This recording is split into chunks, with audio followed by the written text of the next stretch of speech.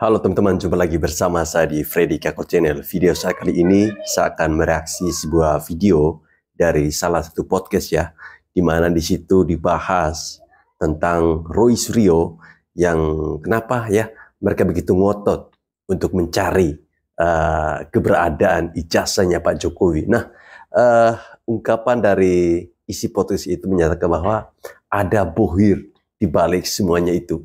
Ya, seperti apa videonya? Mari bersama-sama kita simak sebelum saya mereaksinya lebih lanjut. Selamat menikmati. Yang kemarin kan udah terbukti, jadi jangan sampai orang bilang nggak ada itu bohir itu.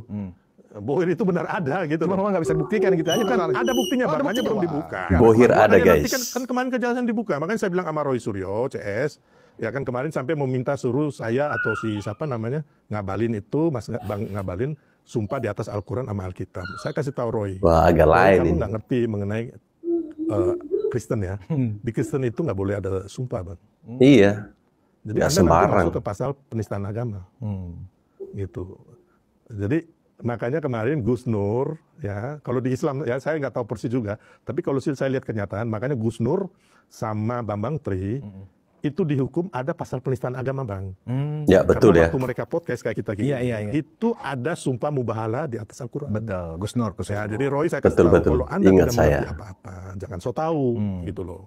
Ya, masalah agama Kristen lu nggak ngerti, ya kan? Masalah hukum lu nggak ngerti, makanya kemarin kamu masuk waktu Stupa Borobudur, masuk penjara gitu kan. Betul. Pakai kursi roda, terus pakai apa penjangkau leher. Jadi hati-hati kalau mau bicara. Pakai penahan di saya leher. waktu dia bilang, oh mau sumpah di Alkitab, ya kan, atau ngabalin di Al-Quran, saya nggak mau terpancing gitu loh, Bang. Iya, jangan Dan Roy Suryo terpancing. juga pura-pura lupa juga, Bang, bahwa di dalam tim kurcaci mereka itu, ya kan, gengnya mereka ini kan ada komponen-komponen HTI gitu loh. Iya kan? Jelas. HTI ini kan kenapa dibubarkan kan udah jelas, Bang. Bang, ini Mereka bukan hanya- bersepakat untuk mendirikan negara Ya. Islam. Kan itu makanya dibubarkan. Ini mantan-mantan juga 03 Ganjar juga sama ikutan ini, mereka bergabung, Bang. Buset, menunggangi, mantan Menunggangi. 03. Dan mereka, Bang, intinya mereka itu kan, makanya nanti kalau kita kembali yang ikut rapat-rapat mereka itu, mereka mau mintanya apa? Revolusi. Buset. Gitu Ngapain loh. revolusi? Makanya ini kan kita juga ngomong, yang saya sering ngomong, ada juga pendeta agama Kristen, terus peramal yang artis itu, yang mengatakan, mereka meramalkan Indonesia akan terjadi krisis ekonomi, terus ada kudeta oleh orang kurus. Ini sebenarnya udah setting, tapi belum bagus lah, katakanlah begitu. Mereka masih berdiri sendiri-sendiri gitu loh, Bang. Tapi ada bohir yang main kan, tapi parsial-parsial gitu, Bang, nggak nyatu gitu loh. Ya kan, TNI, Polri, ya kan, pemerintah juga belum banyak dirangkul gitu loh. Jadi hanya saya bilang kalau memang kita jangan sampai kita termakan gitu loh. Jangan Dan sampai saya ya. juga mengacu bahwa memang ada pihak asing juga bermain kan. Pak Hendro Priyono yang lebih hebat dari kita, mantan kepala BIN juga mengatakan itu, ya kan. Jadi intinya, Bang, hanya memang saat ini kalau kita lihat ya pihak asing itu melalui George Soros sudah bermain. Ya. Tapi Amerika secara keseluruhan, karena Trump sekarang lebih sibuk dengan urusan dalam negerinya, urusan perang dagang, dia juga ikut campur di urusan Rusia, Ukraina, perang Palestina dan Israel, India dan Pakistan kemarin, dan juga bantuan melalui USAID ya. itu kan dibukukan oleh Donald Trump. Ya, jadi intinya, tapi masih ada pihak yang lain ya kan yang bermain, contohnya masalah hilirisasi tambang kemarin. Iya. Tapi Iya, betul. sudah, Nikel itu kita ya. jangan terlalu Melebar lah. ya. Tapi intinya bahwa memang ada, Bang, kita juga punya data, kita juga punya ada aliran dananya gitu loh, Bang, yang kemana-kemana, kapan dikasih uangnya, di mana uang cashnya, kan kita orang lapangan. Mengerikan tahu, Bang. sekali ya, Sama guys. seperti saya tahu bagaimana dulu dinasti politik digaungkan oleh teman-teman ini, Bang, siapa yang masang spanduknya, dibayar berapa, terus mereka juga bikin selebaran di apa namanya di Car Free Day di Jakarta, terus adili Jokowi itu mereka pasang spanduk di berapa kota, dibayar berapa, kan kita tahu semua, Bang, itu, Bang. Nah, sebenarnya kalau kita lihat dari tindakan-tindakan yang terus-menerus yang mereka lakukan, Bang Sil, itu yang menyebabkan sebagian besar publik merasa ini mereka sudah pengacau kategorinya, Jelas. sudah pengganggu, sudah pembuat onar gitu loh. Sangat jelas. Karena akhirnya masing-masing netizen itu men-tracking siapa sih mereka sebenarnya. Oh, ternyata sebagian besar ex HTI, ex FPI, Iya. ex anak abah, Anak abah. iya kan, dan seterusnya. Anak Ganjar Anak juga, abah. jangan lupa. Artinya, Anak Genjer. mereka ini memang sengaja melakukan itu, mau ujung-ujungnya untuk mengganggu pemerintahan Prabowo Ya, Gibran. kan intinya begini, Bang, kalau bisa Sangat jelas ya. dilengsarkan Prabowo Gibran saat ini, kenapa tidak? Kenapa tidak? Dan saya pernah podcast sama golongan mereka itu, mereka mengatakan bahwa revolusi itu wajar ada korban. Saya bilang, kau gila ya.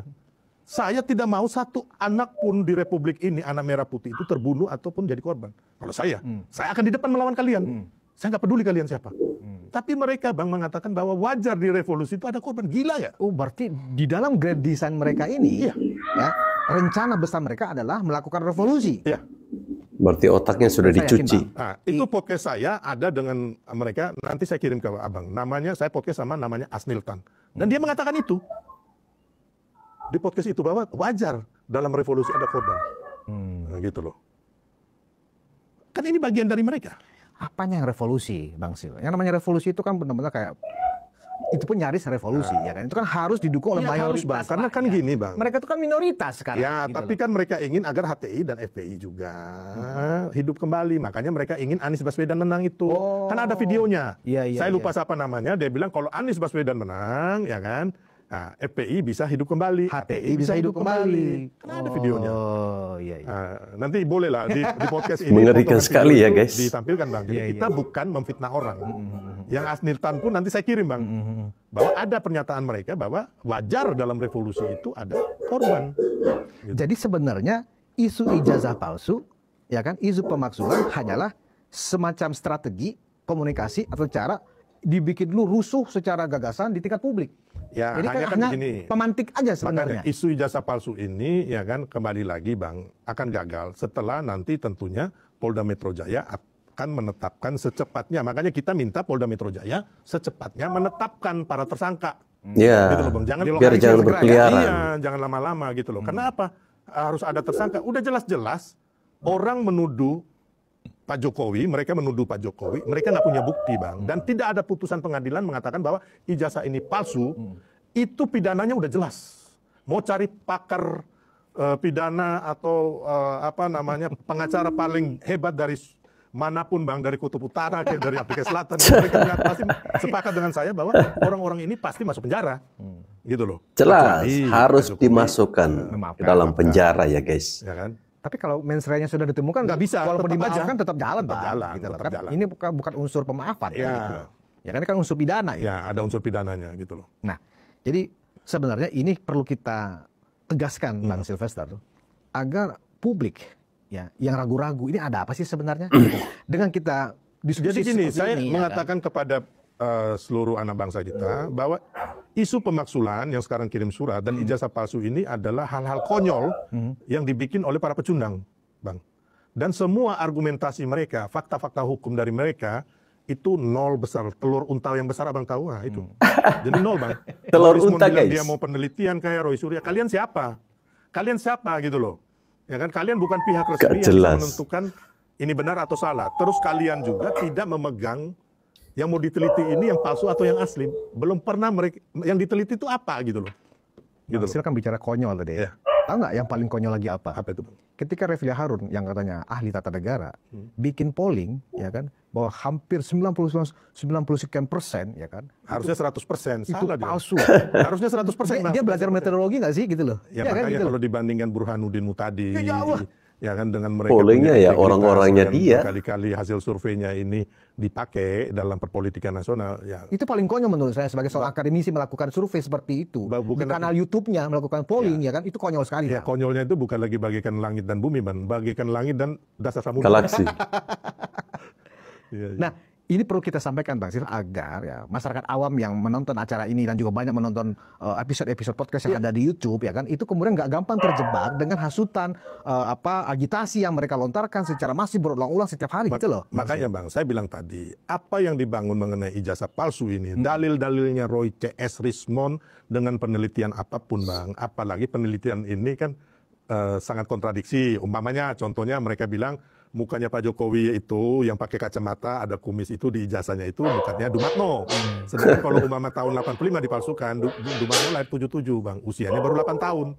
Kalau dipalsuin tahun 90 berarti baru 13 tahun. Iya. 10 tahun lagi baru umur 18 tahun. Beda dengan orang yang lulus umur 25 tahun atau 23 tahun, Bang, gitu loh. Jadi dari situ terus saya juga nggak usah jauh-jauh masalah Times New Roman, ternyata huruf itu udah dipakai sejak tahun 1932 kalau nggak salah itu. Iya. Oleh majalah Time.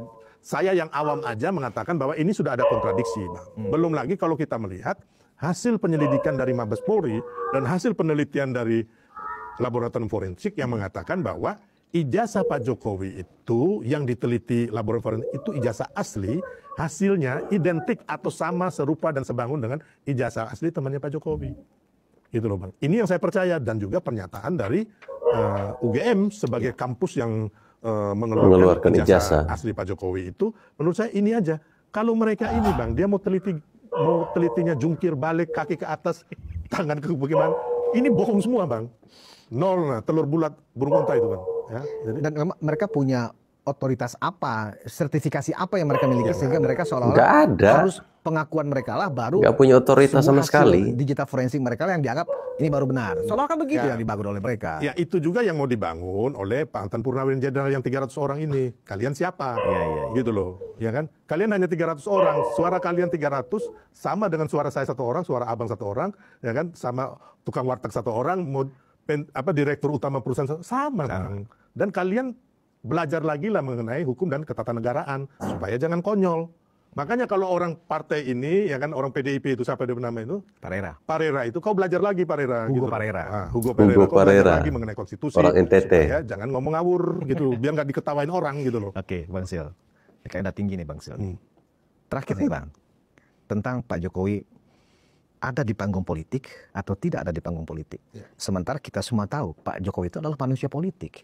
Banyak orang mengatakan Pak Jokowi itu sangat jenius dengan apa yang melekat dalam dirinya sebagai manusia politik. Nah, Republik ini ya kan masih butuh kontribusi pemikiran Pak Jokowi sebagai manusia politik. Nah, menurut Bang Sil, apa langkah yang paling cocok ya? Saya pakai istilah cocok nih ya, untuk Pak Jokowi terus berkontribusi kepada bangsa dan negara ini untuk kemajuan masyarakat. Apakah memang satu-satunya cara harus berpartai atau tidak? Ya, untuk urusan Pak Jokowi berpartai atau tidak itu adalah urusan hak dari Pak Jokowi secara pribadi. Ya, kita harus hargai itu. Hak prerogatifnya Pak Jokowi ya. Saya juga bukan manusia politik ya. Tapi saya bukan orang partai politik. Saya adalah relawan yang benar-benar sebelum mendukung Pak Prabowo dan Pak Jokowi, soulmate itu membantu masyarakat. Umpamanya ada yang nggak punya kursi roda, yang sakit kita bantu, yang kena banjir kita bantu, yang kebakaran kita bantu, UMKM kita bantu, kita dampingi, petani, nelayan, terus masalah hukum kita advokasi. Saya pikir kalau saya, ya kan, saya bisa berbakti buat bangsa saya melalui ini. Nah, kalau Pak Jokowi mau menjadi masuk di partai, ya silakan aja. Tapi kan saya harus juga mengingatkan Pak Jokowi sendiri ketika berkali-kali ngobrol sama saya, terus juga ngomong ke masyarakat bahwa beliau akan pulang ke kampung, ke Solo, ngomong cucu. Ya kan, saya nggak mau ada orang mengatakan kok Pak Jokowi berubah, dan akhirnya disangka Pak Jokowi masih haus kekuasaan, Bang. Bang, kalau saya mau menjilat Pak Jokowi atau Pak Prabowo, saya anjurkan Pak Jokowi masuk partai politik, ya kan, supaya saya ada pegangan. Tapi saya tidak, Bang. Saya lakukan selama ini luar biasa ya, siapapun, ya Pak kan, Silvester ini. Prabowo, tapi saya lakukan ini adalah buat bangsa saya, buat anak cucu saya, buat Indonesia maju menuju Indonesia Emas 2045 gitu loh Bang. Dan saya yakin Pak Jokowi bisa melakukan hal-hal yang lebih luar biasa tanpa melalui partai politik. Contohnya ya kan, mungkin beliau bisa membentuk semacam foundation ataupun LSM ataupun apapun, komunitas apapun yang membantu masyarakat, terjun ke masyarakat, memberi masukan ke Prabowo Gibran, ya kan, yang mana kalau menurut saya yang cukup masuk ke politik itu adalah Mas Gibran ke partai politik. Kalau menurut saya ya. Tidak harus Pak Jokowi ya. Apa yang saya bicarakan ini banyak juga ditentang oleh teman-teman ya. Saya ingat waktu ketemu Pak Jokowi, kami makan bersama 30 ketua relawan, semuanya 29 orang mengatakan Pak Jokowi mereka ajak masuk partai politik. Bahkan Pak Prabowo juga mengajak Pak Jokowi masuk Gerindra, Saudara Bahlil ke Golkar, terus Zulkifli minta masuk ke PAN. Tapi dari 29 orang ini waktu makan, saya satu orang yang minta Bapak kalau berkenan ya tidak usah masuk partai politik. Gitu. Dan Pak Jokowi menghargai walaupun saya satu orang, Bang. Karena apa? Saya mau Pak Jokowi, kalau Pak Jokowi masuk partai politik berarti dia hanya beliau dimiliki oleh satu partai politik aja. Ya, sedangkan kalau beliau tidak masuk partai politik berarti beliau bisa dimiliki oleh siapa saja politik, atau berdiri di atas semua partai politik. Nah itu, dan tentunya mungkin dari saya ya sekarang kan beliau sudah menjadi penasihat di Danantara. Nah, itu menurut saya bagus sekali. Nah, tapi juga kita lihat kemarin kan katanya sekarang ini ada terbentuk Dewan Pertimbangan Agung, Bantimpres. Saya rasa mungkin bisa di situ Tapi itu tergantung Pak Prabowo atau Pak Jokowi ya. Iya, iya. Tergantung juga dari masyarakat gitu loh. Nah, ini bagaimana gitu tanggapan masyarakat, positif atau tidak. Pak Jokowi happy atau tidak, Bang? Ya saya juga nggak bisa mengatur hidup seorang Pak Jokowi. Tapi sebagai anak bangsa merah putih ya kan, saya ingin semuanya berjalan dengan baik, on the track. Apa yang Pak Jokowi ucapkan, saya pikir harus beliau lakukan. Gitu loh. Iya, betul. Ya kan nggak mungkin mama Pak Jokowi bilang, oh saya mau pulang mau cucu, habis itu bikin partai politik. Saya bilang, waduh, masuk PSI lagi. Terus Kaisang mau jadi apa gitu loh. Ada yang berpendapat begini, Bang Sil. Mungkin Pak Jokowi diobok-obok ya, diobok begini karena Pak Jokowi bukan ketua umum partai, apalagi Nggak juga. partai yang ada kursi di Senayan. Apa karena menurut Bang Sylvester pendapat itu relevan nggak sih? Enggak dong. Pak Prabowo juga dulu diobok-obok sebagai ketua Partai Gerindra, sama aja. Semua ketua partai juga ada yang senang, ada yang nggak senang kan. Enggak, ini permasalahan diobok-obok ini, Bang. Yang kita hadapin ini yang otaknya koplak, kurang waras. Nah, makanya saya mau ngomong Otaknya koplak. Bukan karena tidak menjadi ketua umum partai. Bukan. Gitu loh. Jadi ini, Bang, mau aja sebagai ketua umum partai ke pemilik partai ke atau tidak, sama aja. Karena yang kita hadapin, aku udah bilang Abang tadi, masalah ijazah palsu. UGM aja, mereka pernah kuliah di situ aja, mereka nggak percaya, Bang. Iya. Ya kan, si Rismond, si Tifa. Agak lain ini Dia, manusia-manusia mereka, ini. kampusnya mereka loh. Mereka tidak percaya pihak yang mengeluarkan ijazahnya. Ijazah. Atau sama seperti Bank Indonesia yang mengeluarkan uang, baru kita bilang, weh Bank Indonesia kamu tipu. Maka kan dibikin apa? Gila nggak, Bang? Tipu UGM. Itu kan mereka kan. Gila nggak ini bangsa ini? Maksudnya, bukan ini bangsa, maksudnya ini para pecundang-pecundang. Dia bikin judul mereka punya ini tipu UGM. Gitu loh, Bang. Walaupun bukan resmi ya, sama seperti yang para purnawan di sana. Tapi kampusnya mereka olok-olok gitu loh, Bang. Terus laboratorium forensik dan Mabes Polri yang sudah melakukan penyelidikan dengan puluhan orang ditanya, ya kan, belasan instansi dikunjungi, termasuk mereka yang penumas 4 orang itu udah diperiksa, Bang. Nah, terus mau periksa lagi Egy Sujana sakit apa kabur lah, pokoknya keluar negeri. Terus mereka Pura-pura nggak percaya. sakit. Videonya kan dia sakitnya Lagu agak lama serius, itu. berkabel-kabel badannya. Ya kan itu juga jadi kasihan ya kan. Kalau orang sudah berkabel-kabel gitu badannya, berarti kan sakitnya sangat serius. Nah, itu. jadi kembali lagi, Bang, terus mereka bilang Pak Prabowo ini mau membelakangi Pak Jokowi. Kita lihat, Bang, ya kan. Saya udah bilang tadi, Gerindra aja sudah mengatakan pemakzulan ini tidak sah. Itu yang bicara langsung adalah Sekjen, ya kan, Bang Musani dan sekaligus Ketua MPR, Bang, ya kan. Terus yang kedua, partai-partai lain ini kan udah Golkar, Nasdem dan terus Pak Prabowo juga, Bang. Makanya saya bilang kepada pendukung Prabowo Gibran Pak Jokowi, termasuk Pak SBY, ya kan, Demokrat mereka, teman-teman, kita hati-hati jangan sampai diadu domba. Pak Prabowo tidak pernah menemui mereka. Iya. Ya, Bang. Pak Prabowo hanya menemui organisasi resmi, yaitu PPABRI, PPAD, PPAL bersama Pak Tri Sutrisno. Dan surat yang terakhir ke DPR itu cuma 4 orang, Bang Sil. Nggak ada lagi tanda tangan Pak. Ya, jadi Itu kan perubahan yang signifikan itu ya, toh. saya sih nggak melihat itu, Bang. Mau tanda tangan 300 orang ke 3.000 orang, itu bagi saya nggak penting. Karena ini konyol. Telur itu, Telur bebek. telur onta yang besar itu sama. Jadi Telur ya, onta. sama, Bang. Terus, yang kedua, kemarin Pak Prabowo bersama Mas Gibran, ya kan, bertemu dengan Ibu Megawati dan Pak Tri Sutrisno. Iya. Gitu loh. Mas Gibran juga diajang. Jadi kan mau ngomong apa? Jadi kembali lagi, mereka di sebelah yang mau mengadu domba mau mengipas bahwa Pak Prabowo akan menendang Mas Gibran. Terus yang kita juga di Prabowo Gibran ini jangan sampai mempunyai prasangka seolah-olah Pak Prabowo itu tidak tidak suka dengan Mas Gibran atau kita salah. Jangan mau diadu domba, Pak Prabowo guys. dan Pak Jokowi ini adalah, saya bilang, bukan lagi bestie tapi soulmate, Bang. Orang yang sama-sama jatuh Soulmate, cinta iya. untuk membangun Indonesia. Mereka mau mewakafkan nyawanya untuk bangsa kita. Jadi jangan ada keraguan, Bang. Itu loh. Dan kembali lagi, Bang, mereka juga meniupkan isu akan ada pergantian Panglima TNI, Jaksa Agung, Kapolri. Ini kan bohong besar semua, Bang. Provokator semua. Ngeri sekali ya. Semua adu domba. Dan kemarin kita lihat lagi pernyataan Dan itu ternyata teman-teman kita juga, Bang. ya, pernyataan dari Bang Teddy sebagai Letkol Teddy, ya kan, sebagai Seskap mengatakan bahwa tidak ada pergantian Kapolri. Dan isu ini kan yang bikin juga teman-teman kita juga. Nah, ada teman-teman yang di bintang 2, bintang 3 dari Polri sendiri yang mau nyodok. Ada juga yang dikipasin oleh para tukang adu domba ini, gitu loh. Berarti yang paling cocok buat Pak Jokowi itu memang kayak yang tadi Bang Sil sampaikan tuh. Kalau dulu namanya DPA kan, sekarang kan One Team Press. Ya, Bang Tim. Organ itu yang memang belum dibentuk oleh Pak Prabowo. Sebenarnya ya belum dibentuk. Artinya belum ditunjuk sama ketua barunya kan? Nomenklaturnya udah jadi, ada, sudah ya, selesai. ada. Tapi penunjukan kalau yang sebelumnya kan ketua tim kan Pak Wiranto di eranya Pak Jokowi ya kan. Nah, apakah itu yang akan diamanahkan ke Pak Jokowi oleh Presiden Prabowo? Kita tunggu aja. Paling itu yang relevan kayaknya ya Bang ya. Itu nanti kayaknya mungkin hak prerogatif. Iya, itu hak prerogatif presiden juga. Tapi Ya. tentu di pos itu memang sepertinya yang bisa relevan dengan latar belakang Pak Jokowi sebagai mantan presiden 2 periode kayak gitu. Daripada misalnya seperti pilihan-pilihan yang sekarang berkembang nih Bang Sil. Ya. Bikin partai baru atau bergabung ke salah satu partai. Ya, jadi kalau mama bergabung dengan PSI ke P3, jadi Pak Jokowi hanya milik PSI, Bang.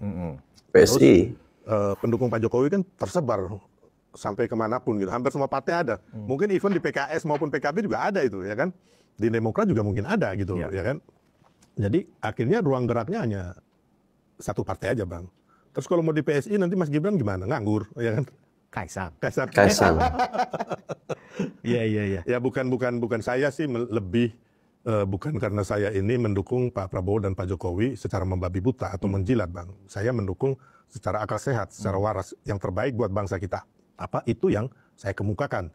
Tapi kan kembali lagi berpulang kepada beliau-beliau, gitu loh, Bang. Ya kan? Itu kan hak kemerdekaan beliau-beliau. Iya. Untuk masuk partai politik, untuk dipilih dan memilih, gitu loh. Bung Silvester Matutina.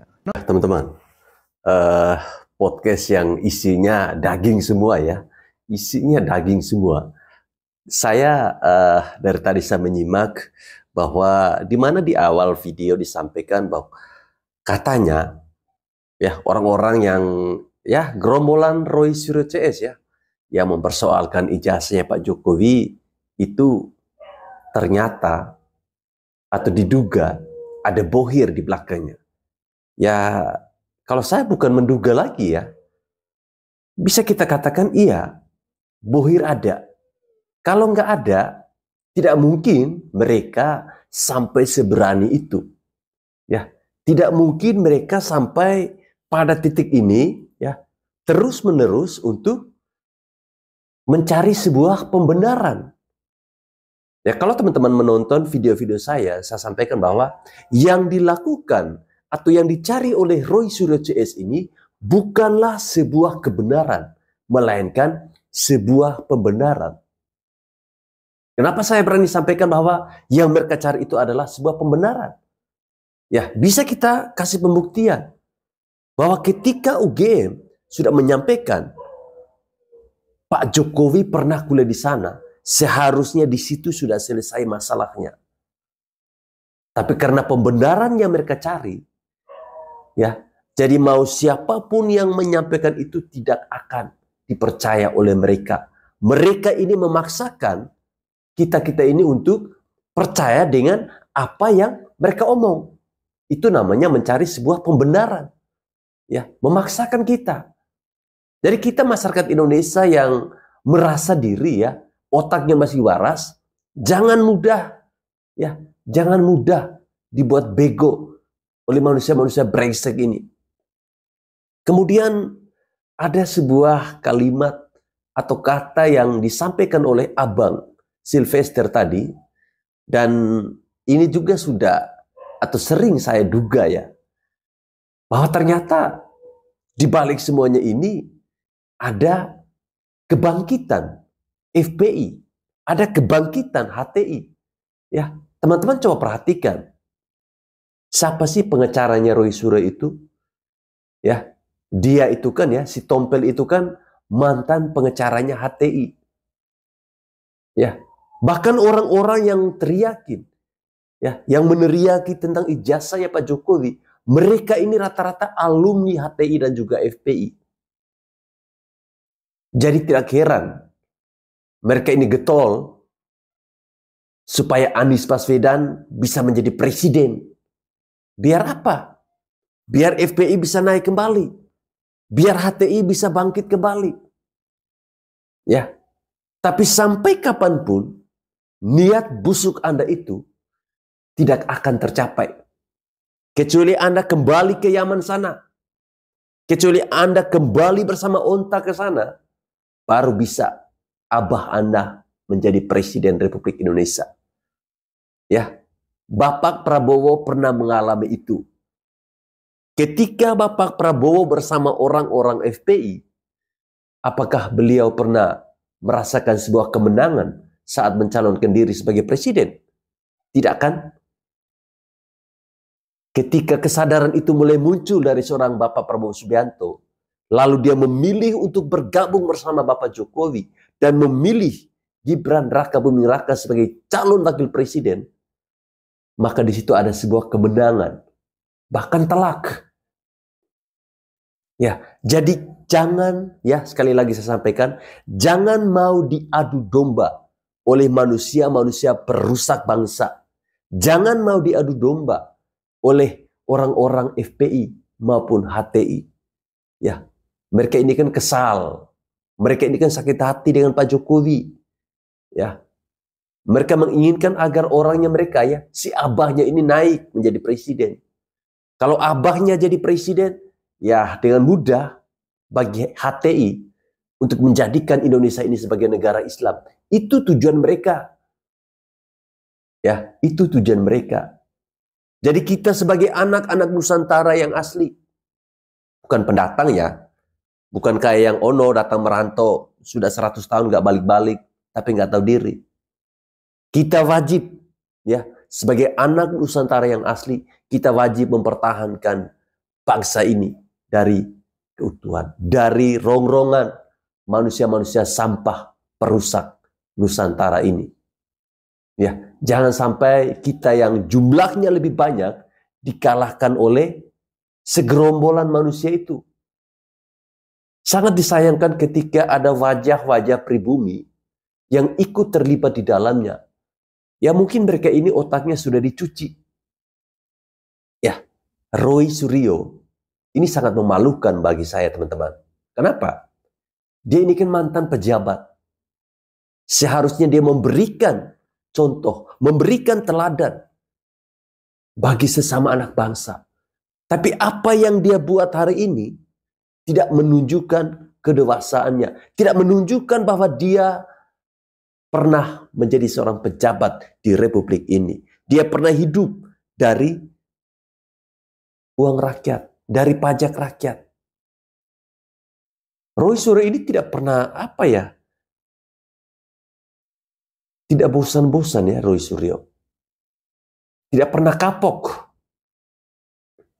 Pernah dipenjarakan, tapi masih aja ngotot.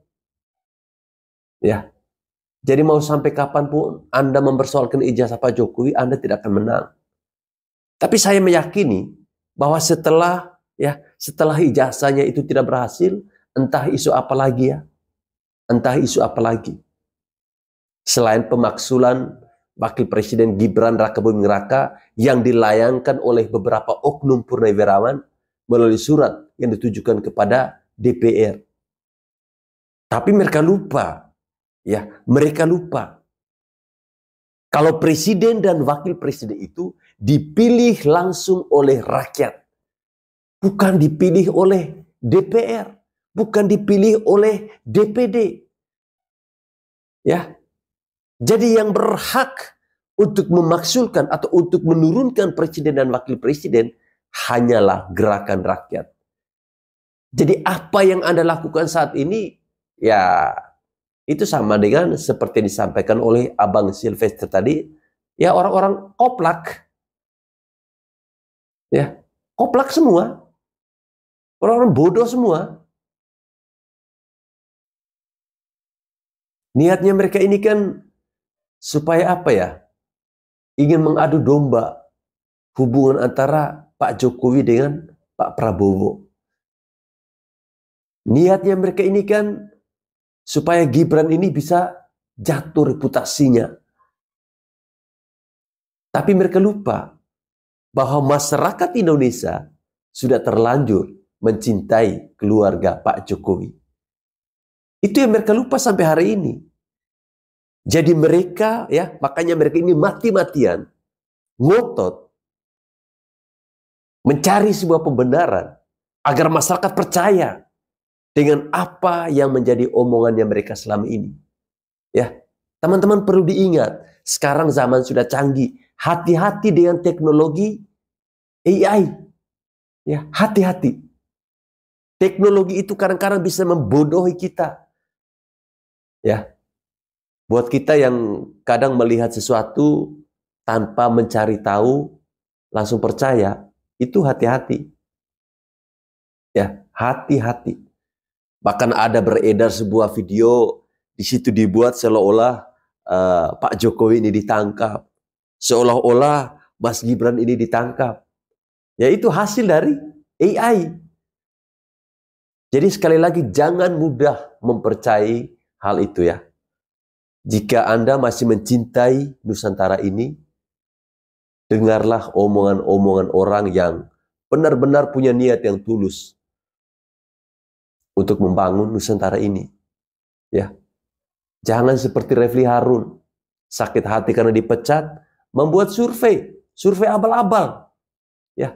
Surveinya lewat apa? Kanal YouTube. Konyol nggak sih? Dan hasilnya 99%. Ya iyalah.